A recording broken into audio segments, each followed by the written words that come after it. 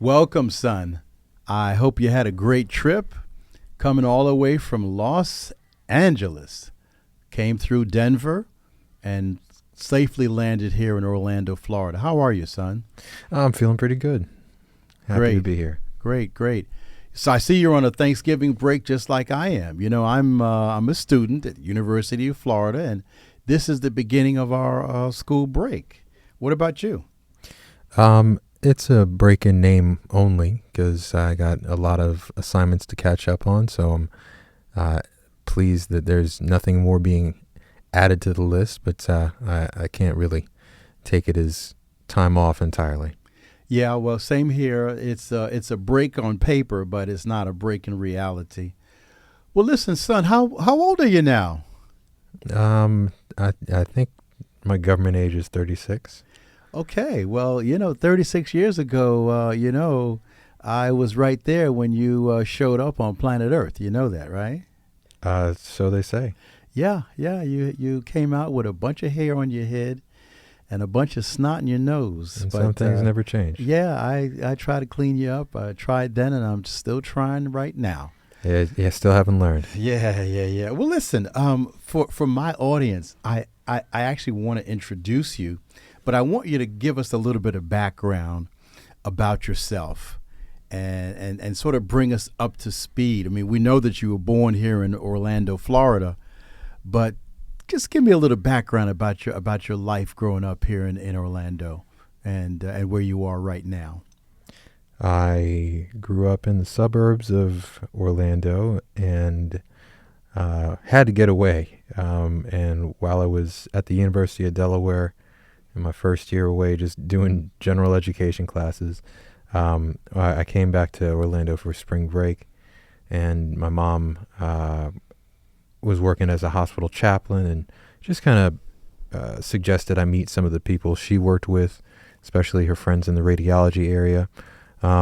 We got along fine, and just not knowing what I was doing with my life, just figured I'd put in an application to that radiology program, and I was accepted, and so began the rest of my professional life. I went in at age 19 as a X-ray tech student and graduated the program age 21, and have been working in that line of work ever since. Really? So in fact, how long have you been doing radiography? And just tell us what is radiography anyway? Radiography is a word nobody uses. It's X-ray technology is the practical thing of the people who do all the machines that produce radiation for diagnostic imaging purposes. I have been using a lot of those X-ray machines, and in the past 6 or 7 years switched over to computed tomography, which is another kind of X-ray, but just is its own kind of branch where the equipment doesn't move around so much. It's more bigger machines fixed in place, and so we bring people to us, and I'm part of the team that uses those to get pictures from head to toe. Now, if I'm not mistaken, are you now exposed to more radiation, or when you're using the CAT scan technology, is that by nature or by definition more radiation? More radiation is produced to acquire the images, and as a result, because the machines are bigger and require more resources, they build the rooms a lot more protectively, and so there are a lot more regulations that mean I'm always working behind so many inches of glass or lead-lined walls or other protective measures. And CT is different than X-ray in the pattern that the radiation is aimed to achieve the pictures, instead of the kind of almost like a flashlight where the radiation spreads out in your regular X-rays. The CT radiation is kind of more pinpointed. You could imagine more of a laser kind of a thing. So it's a lot safer to be in the same room as the CT scan and expect very little radiation, unless you're the recipient, the person who is getting the X-ray done, getting the CAT scan done, is the main one who comes away with a dose. And so that's part of our professional charge, to minimize the dose to get the best picture possible with the lowest exposure. Okay. Well, on that note, I hope that you are protecting our family jewels, because we're looking for grandchildren, and we don't want any gross deformities. So we hope that you're using that lead apron. Are you? Well, I think you and I have about the same chance of producing additional offspring at this point, but I use the lead apron when it's called for. But interesting to note, if the person receiving radiation is wearing a lead shield, that is actually, in the more recent years, been proven to be counterproductive, and that they are likely to get a higher dose of radiation if you put lead on them. So if you are accompanying a person in a procedure, then it's appropriate for you to wear lead, but you don't want to see your loved one who's getting an X-ray or CAT scan done of them have lead applied unnecessarily, because it kind of traps the radiation in there. Wow. It's supposed to bounce out, and if you hold it in, that's going to be a bigger problem for them. Yeah.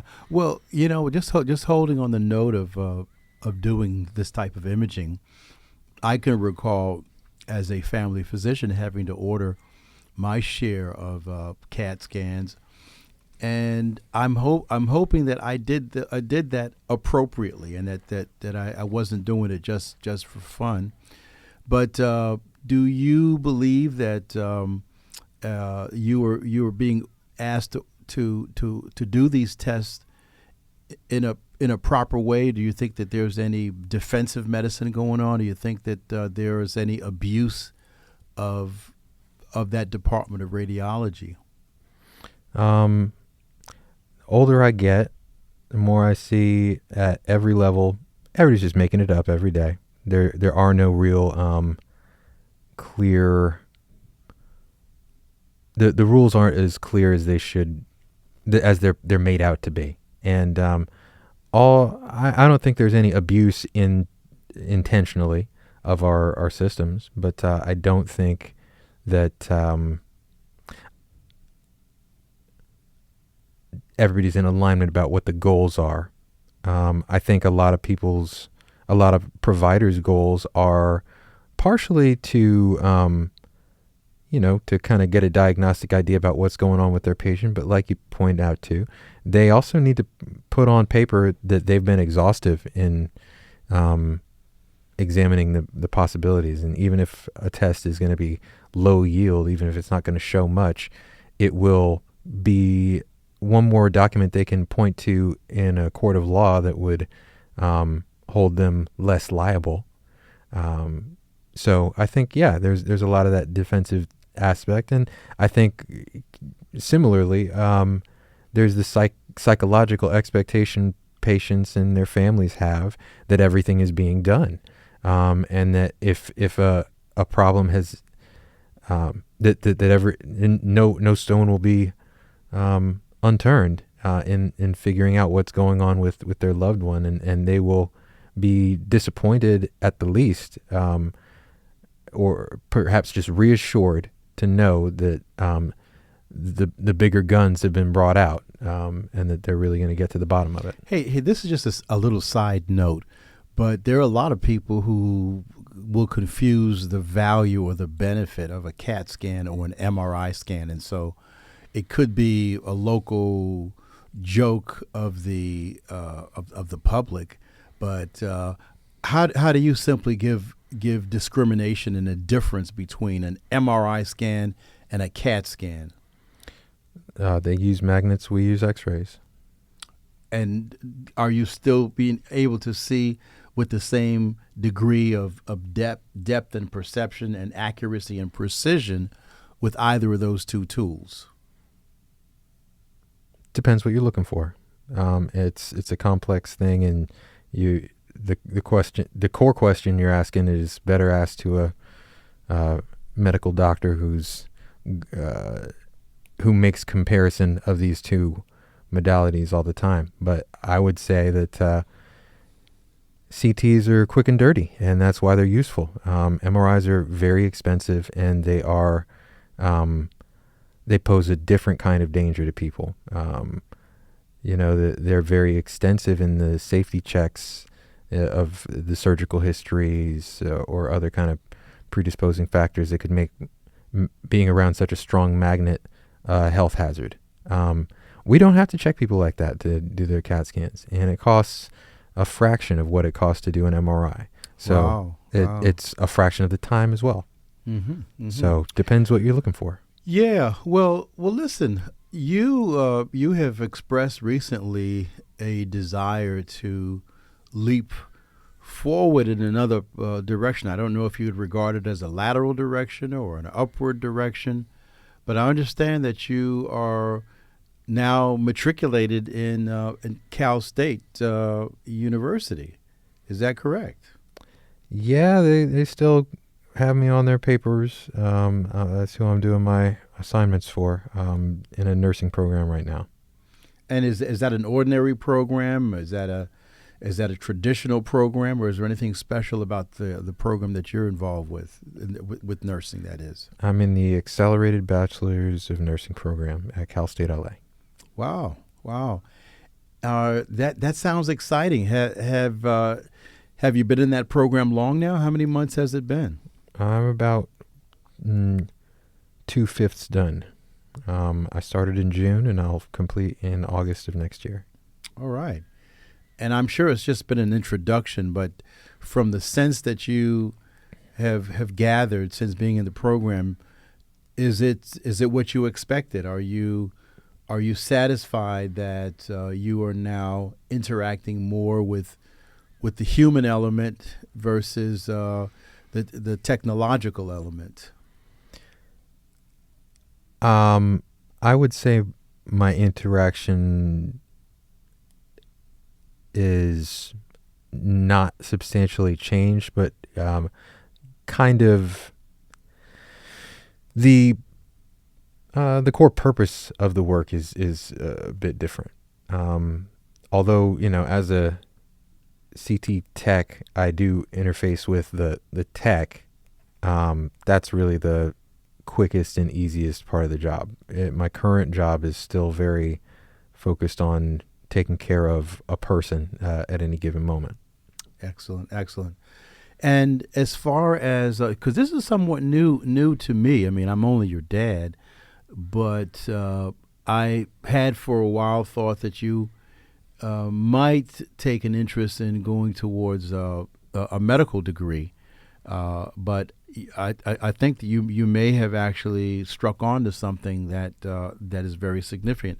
Do you anticipate a satisfying career in the nursing area, and is it general nursing? Is it intensive care nursing that you're after? Is it surgical nursing? What aspect of nursing do you think that you would like to wind up on? I'm interested in being a CRNA. That's a certified registered nurse anesthetist, and the requirements for those programs are changing, and right now it's currently a master's level degree. I think by the time I finish my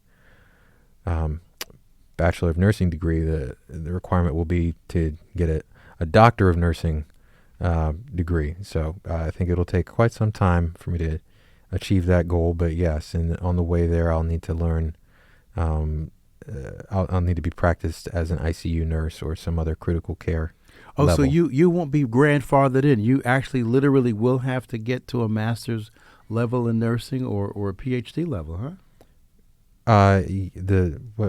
It's a DNP is the credential. So no longer the MSN, no longer Masters in the Science of Nursing. Doctor of Nursing Practice is the credential that they're requiring coming soon. Excellent. Well, I have great confidence that you will get through this program and apply yourself. Going from the field of doing CAT scan technology to dealing more with the human being is technically dealing more with the human spirit.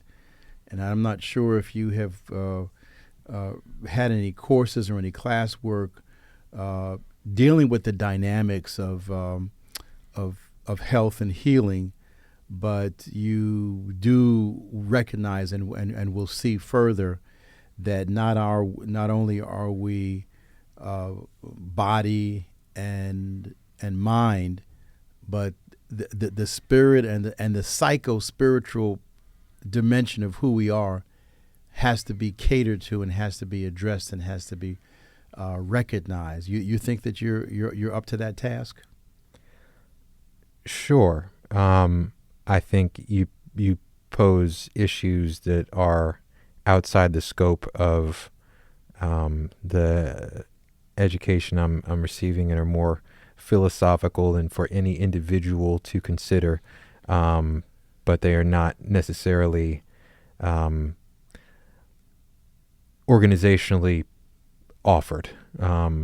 So I'm happy to continue thinking about those kinds of things as it relates to my personal practice and what kind of has me in this field in the first place. But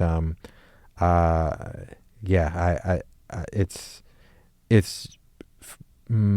food for thought, but not necessarily required to practice. Yeah. Well, as a matter of reality, I spoke to a couple of nurses just this week that had to address their patient dying, their patient not pulling through the pulmonary embolism that had, which is basically a blood clot in the lungs, or stroke.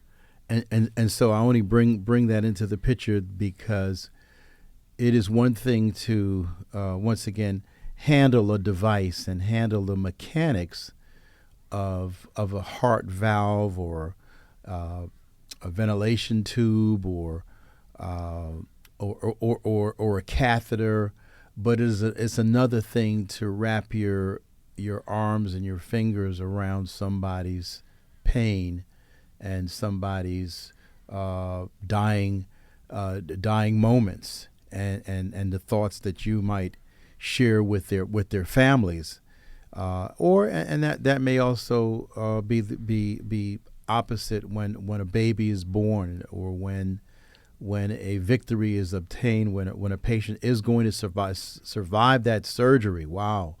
And so it's just a different and more expansive dimension of the human being that we are. What have those nurses commented about their experience in navigating these end of life or other kind of pivotal moments? Well, one of the nurses was somewhat new in terms of the intensive care and didn't fully expect to come face to face with life and death, and so it was somewhat traumatizing. And she needed to find ways of, you might say, clearing herself on a regular basis of the height of the emotional depths that can happen when you're trying to save a life but to no avail, and how you communicate that to the family versus the other nurse, which had been in the field for a while. And it can be such a routine to face disaster and emergency or death, where you've been hardened. You've seen it so much that it doesn't really seem to penetrate the concrete exterior that you've had to build up to maintain your own survival. So I think it does absolutely depend upon where you are in the journey, and that may represent your own personal journey of discovery in those areas as well.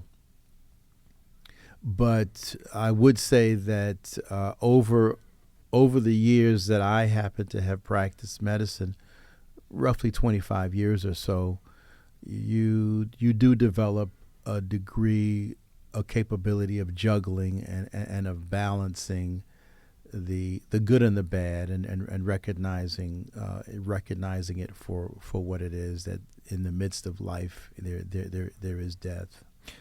On that note, just kind of curious, statistically, Can you, is the number beyond what you can count on your fingers and toes, the times that you've been in the room for the end of somebody's life or for the beginning of somebody's life?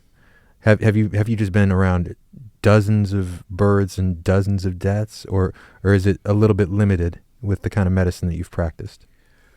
Well, within the arena of family medicine, I had the opportunity to do OBGYN, and in such, I had the opportunity to deliver babies, and there must have been at least 150 to 200 births that I was able to witness the beginning of this cycle that we call life. And I would say that there was probably less than 20 situations where I might have been in the room when the last breath was drawn and someone then fell asleep and rigor mortis was happening. And so thankfully there was many more experiences with the positive side of life than death. But certainly what made up for that was the many times that I had to convey to a loved one that the patient in question either had a very significant degradation in their health or in fact was dead. Yeah. So that kind of is a useful pivot to just look at the lifespan of your own career, and like you've pointed out, you've had extensive training as a family physician, involving a lot of specialization and kind of getting exposed to a lot of different things in the earliest phase of your career before you settled on family practice. But can you give a little overview of the background that's brought you to now? What does medicine look like for you now, and how did it get there? Well, the choice of medicine probably started very early. As you may recall, my own father died when I was at the age of 12. He was at the age of 38. But up to that point, I think he single-handedly may have had an impact on my own desire for a medical career. And I pursued college at Oakwood College at the time. It's now Oakwood University. Following that Oakwood experience, I was a science teacher up in New York at Northeastern Academy. Following 1 year of being enriched by those students and faculty, I matriculated at Howard University to get a PhD in medical physiology. I was quite impressed by one of my college professors, Dr. Grandison, that I decided to want to really understand the body even before approaching medical school. And following a master's degree level of education in physiology, I applied to the University of Maryland Medical School and gratefully was accepted and pursued this most magnificent career in medicine, and came down to the Orlando area from Chile, Maryland. Actually, I was living in Tacoma Park, and I was commuting up to Baltimore where the medical school was. But since coming here to Florida and getting trained at Florida Hospital, which is now Advent Hospital or Advent Health, I started out in the family practice arena, and shortly thereafter took an interest in integrative medicine, which allowed me to broaden my horizons and to look into things like acupuncture, look into aspects of health that involved some of the electrodynamics of health, homeopathy, magnetic therapy, and really had a fulfilling career looking into nutritional sciences and appreciating the value of lifestyle medicine. And following an early retirement, began to pursue an interest in public health. And as you know, I am about 1 month away from graduating from the University of Florida with a degree in public health, a master's in public health. And this following a roughly 8-year retirement from 25 years of practice in medicine. And so now in public health, it appears that I will be able to be at a 30,000 foot look at health. And instead of being one-on-one with patients, be able to interact and impact multiples of that one patient existence, but still using tools of assessment and diagnosis and having to develop a treatment plan. But instead of that one individual, it'll now be for a community, for a city, for a organization, for a company. And so I look forward to what this new future in public health is going to open to me.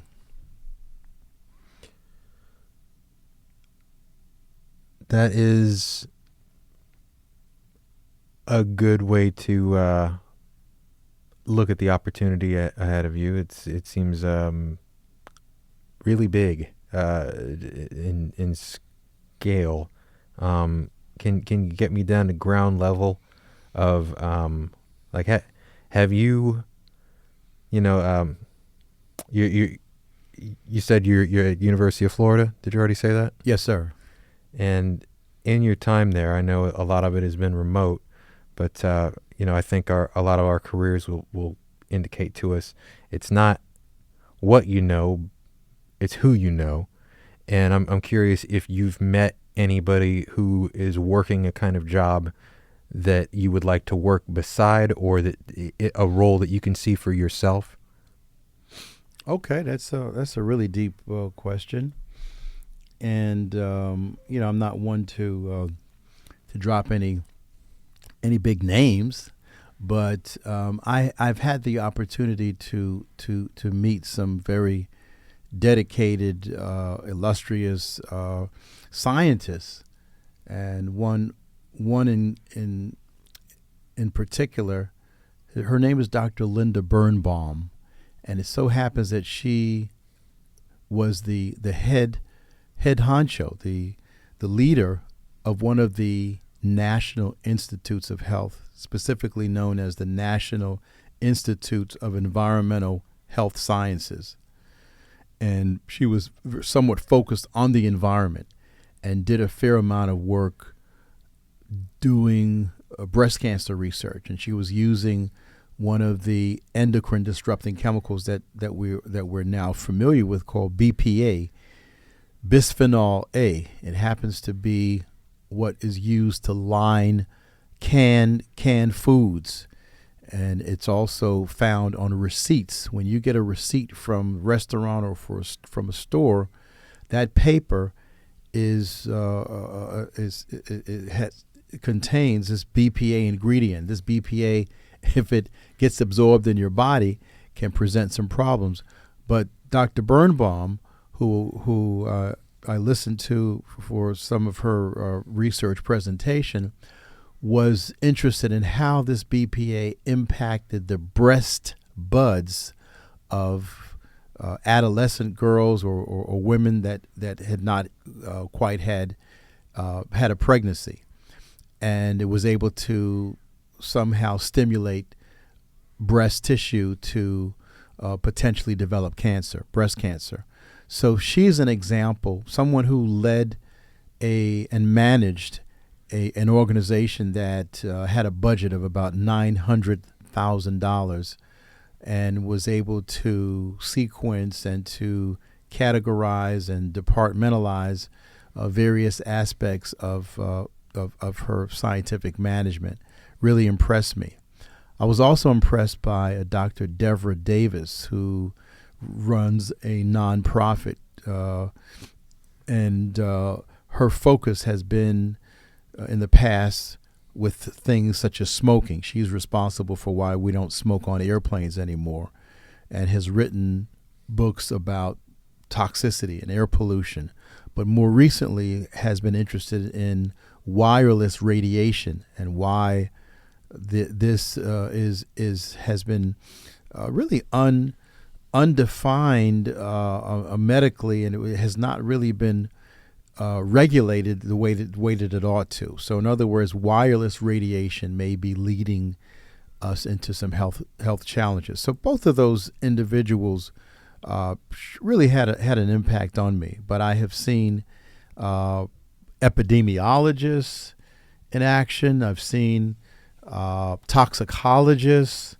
I've seen social scientists who are involved with the social determinants of health. I had courses that introduced me to the United States healthcare system, classes that involve zoonotic diseases. That's how animals can pass infections on to humans, and humans can do likewise. Courses in biostatistics, in public health nutrition, just to name a few. So the exposures have been really tremendous. I don't know if that answered the question that you had, but I've met a lot of people that are doing a lot of aspects of public health that have just amazed me, from the Red Cross that does disaster preparedness to the rural scientists who are helping the farm workers or construction workers, which are typically migrant workers. So it's quite a span of opportunity, Byron, that I've been able to see. As before, my head is spinning. That's a lot. It's interesting to hear about the breadth of what you've been able to observe. And I guess I just want to be sure I get this pivot of understanding as well as possible. What do you anticipate for your employment future? What of all the professionals that you've described your interactions with, what job do you see yourself doing? Well, I actually see myself as a public health education specialist. And within that, I see myself translating a lot of the heavy duty science to language and to bits of information that the public can understand. A lot of the medical journals that we read are quite sophisticated with very profound medical language, and it doesn't really make a lot of sense for a lot of people. But I anticipate to be on the end of education, communication, translation of what does this really mean. We just heard this study about COVID. We just heard this study about climate change. Can you break it down for us, Dr. Lynch, as to the significance and the meaning? So that's the level that I'd like to see myself. The other level, Byron, is that of writing. Is that of writing articles, writing letters, and advocating in terms of the medical background that I have for the planet, for the humans, for the animals. And that actually opens up a concept that I did learn in one of the classes known as One Health, meaning that the health of humans, the health of animals, the health of the environment is all part and parcel of one unit. And so I think that's part of the thinking that we're all going to have is that what affects that group also affects this group. So that's how I see myself. I also see myself as guiding lifestyle. I have long been a person interested in longevity, and in the field of longevity here lately, what is what's the buzz are the blue zones. These are places where people live to be 100 and they're still functioning. They're still on their bicycles. They're swimming. They're running, and functioning well. So, as part of where I see myself, I'm going to see myself as being involved with that lifestyle medical approach, where the decisions that we make are going to be very crucial, whether we're talking about nutrition, exercise, the amount and the quantity of water that we drink, the sunshine, the habits of being intemperate, that is smoking, drinking, or too much of a certain type of food, breathing, resting, and the spiritual dimension of who we are, all have to kind of be balanced on some type of level. So I see myself there. And finally, I see myself as a part of health promotion. So this is planning, this is implementing and evaluating health promotion programs to give better health to communities who may be unaware or ignorant of good, better, and best health rules. So I hope that gave you some ideas of the span of opportunities that I see for myself. Yeah, I think that answered that pretty well. And unless there's anything else you want to leave our audience with, I think that's a good sized portion for any one of us to digest. Yeah, and as we come to the conclusion of this portion, I would say that if I heard you correctly, you are interested in putting people to sleep. Did I say that correctly? If my suspicions are right, we've already done that. Okay. Well, to nurse anesthesiology, you have actually caused me to drop asleep. So thank you so much, son, for giving me this time to introduce you to this audience of people to know that I've got a son. And your name is Byron, and you are 36 years old. Is that what you say? That's what they tell me. Okay. Well, we're going to accept that. Well, listen, thank you for coming out to sunny Orlando. We're going to hate to see you head back to frosty Los Angeles. Yeah, lost. You're Los Angeles. Yes, you can have Los Angeles. And we hope that that earthquake is going to be delayed as long as possible. All righty. Take care. Peace. Peace.